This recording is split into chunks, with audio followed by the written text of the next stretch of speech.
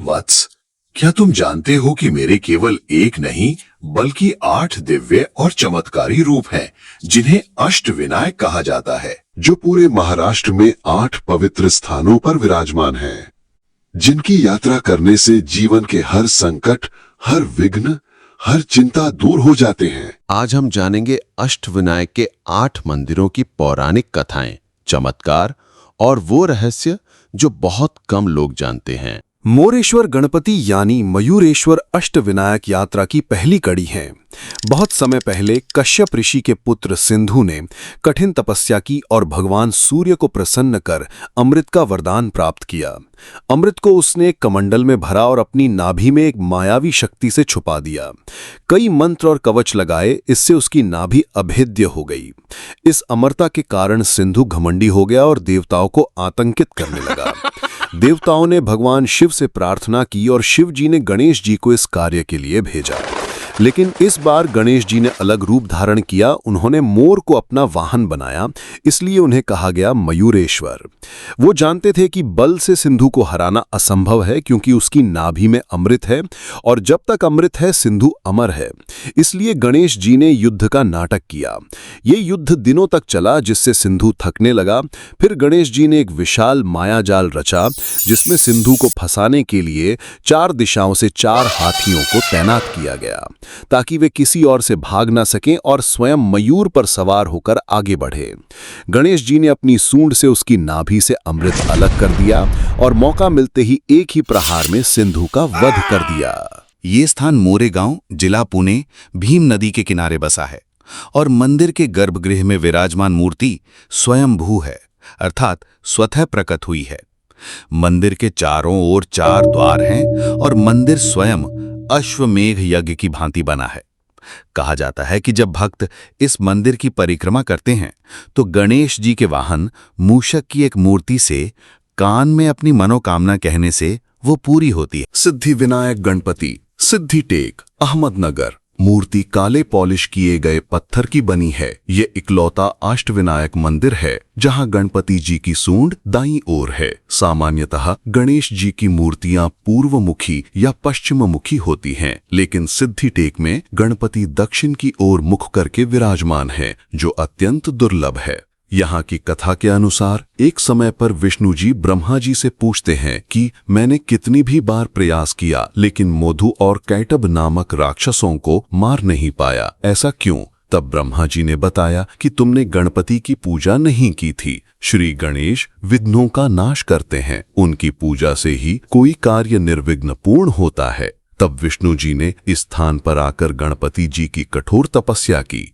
तब से प्रसन्न होकर गणपति जी ने उन्हें दर्शन दिए और वरदान स्वरूप सुदर्शन चक्र प्रदान किया। उसी चक्र से विष्णु जी ने मधुकैटभ का वध किया। सिद्धि विनायक का मतलब है वो जो हमें सिद्धि देता है, यानी सफलता, ज्ञान, एकाग्रता, इच्छा पूर्ति, हर चीज। यहाँ 11 परिक्रमा करने से विशेष फल मिलता है। हर परिक्रमा में ओम सिद्धि विनायकाय नमः मंत्र बोलना श्रेष्ठ माना जाता है। बल्लालेश्वर गणपति, पाली, रायगढ़।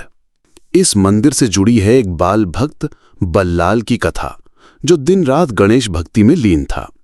उसके पिता ने क्रोध में गणेश प्रतिमा को तोड़ दिया और बल्लाल को एक पेड़ से बांध दिया। बोले, अब देखता हूं तेरा गणेश तुझे कैसे बचाता है। बल्लाल ने रोते हुए भी हार नहीं मानी। वह पेड़ से बंधा हुआ गणेश मंत्रों का जाप करता रहा। भगवान गणेश स्वयं प्रकट हुए, उसे बंधन से मुक्त किया और बोले, आज से मैं तुम्हारे नाम से पूजित होऊंगा, बल्लालेश्वर, यानी बल्लाल का ईश्वर। यह इकलौता मंदिर है जो किसी भक्त के नाम पर है। मंदिर की मूर्ति एक पत्थर से प्रकट हुई थी, जिसमें गणेश जी स्वयं समा गए थे। बच्चों के लिए यह मंदिर अत्यंत प्रभावशाली माना जाता है। जो भक्त यहाँ परिवार के साथ दर्शन करते हैं, उनके बीच के झगड़े और दरारें मिटती हैं। वरद विनायक गणपति, महड़, रायगढ़। वरद विनायक यानी मनोकामना पूरी करने वाले। बहुत समय पहले की बात है। राजकुमार ऋषभ नाम के एक वीर और धर्मशील युवक ने कठोर व्रत और उपवास शुरू किया और गहन वन में जाकर श्री गणेश जी की उपासना में लीन हो गया। एक दिन राजकुमार की तपस्या से प्रसन्न होकर श्री गणेश जी प्रकट हुए और उन्हें सोने की एक पत्ती पर लिखी हुई वरद वचन प्रदान करी। इस पत्ती में लिखा था कि जिस स्थान पर यह पत्ती गिरेगी वहीं मेरी मूर्ति प्रकट होगी और वहां मैं सदा निवास करूंगा। राजकुमार ने वो सोने की पत्ती ऋषि विभांडक को दिखाई, जो स्वयं एक महान तपस्वी थे। ऋषि ने उस पवित्र सोने की पत्ती को एक नदी में प्रवाहित कर दिया ताकि गणेश जी स्वयं उसका स्थान चुने। वो सोने की पत्ती महड़ नामक स्थान के पास नदी में आकर रुक गई। वहीं पर वरद विनायक की मूर्ति स्वयंभू रूप में प्रकट हुई। आज उस स्थान पर भव्य वरद विनायक मंदिर है, जो अष्टविनायक यात्रा में चौथा स्थान माना जाता है। चिंतामणि गणपति, थेऊर, पुणे। बहुत समय पहले राजा अभिजित नामक एक पुण्यात्मा राजा थे। उनकी एक ही चिंता थी कि उनके कोई संतान नहीं थी। उन्होंने तपस्या की और जब गणेश जी उनकी भक्ति से प्रसन्न हुए तो उन्हें एक तेजस्वी पुत्र प्राप्त हुआ जिसका नाम था गणी। वहीं पर महर्षि कपिल, जो एक महान तपस्वी थे, भी रहते थे। उन्होंने कठोर तप से भगवान विष्णु को प्रसन्न किया, जिन्होंने उन्हें एक चमत्कारी मणि प्रदान की। इस चिंतामणि मणि की शक्ति यह थी कि वह मन की हर इच्छा पूर्ण कर देती थी और चिंताओं को हर लेती थी। एक दिन गणी महर्षि कपिल के आश्रम में भोजन हेतु आया। महर्षि कपिल ने उसे प्रेमपूर्वक भोजन कराया और मणि का चमत्कार भी दिखाया। गणी लालचवश मणि को बलपूर्वक छीन ले गया और अपने महल में स्थापित कर दिया। महर्षि कपिल ने अत्यंत दुखी होकर भगवान गणेश की आराधना की। गणेश जी ने उनकी प्रार्थना सुनकर प्रकट होकर गणी का वध किया और मणि उन्हें लौटा दी। महर्षि कपिल ने वह मणि भगवान गणेश को ही समर्पित कर दी और उनसे प्रार्थना की कि वे सदैव इस स्थान पर रहकर भक्तों की चिंता का निवारण करें। गणेश जी ने उनकी प्रार्थना स्वीकार की और बोले, जो भी भक्त इस स्थान पर आकर मुझे स्मरण करेगा उसकी चिंता मैं हर लूंगा। तभी से वे कहलाए चिंतामणि गणपति। गिरिजात्मज गणपति लेण्याद्री, पुणे एक गुफा में स्थित इकलौता गणपति मंदिर है। ये वही स्थान है जहां माता पार्वती ने 12 वर्षों तक निराहार रहकर कठोर तप करके गणेश जी को पुत्र रूप में प्राप्त किया था। इसलिए इन्हें गिरिजात्मज यानी गिरिजा के पुत्र कहा गया। गिरिजात्मज अवतार एक विशेष पौराणिक अवतार है। ये प्रचलित कथा, जिसमें माता पार्वती ने स्नान करते समय अपने शरीर के उबटन से गणेश को बनाया, से अलग है।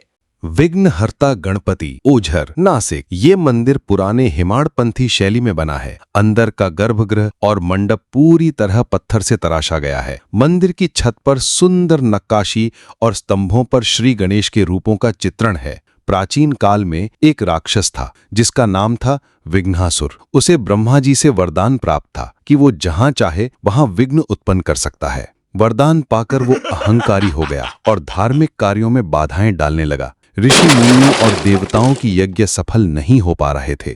तब देवताओं और ऋषियों ने भगवान गणेश का आह्वान किया। गणपति बप्पा ने विघ्नासुर से युद्ध किया, उसे पराजित किया और कहा, अब से जो भी कार्य मेरी पूजा से प्रारंभ किया जाएगा उसमें तू बाधा नहीं डालेगा। विघ्नासुर ने वचन दिया और वहीं से गणेश जी को विघ्नहर्ता नाम प्राप्त हुआ, जो विघ्नों को हरते हैं। महागणपति रांजणगांव, पुणे ये अष्टविनायक यात्रा का अंतिम और सबसे शक्तिशाली स्थान माना जाता है।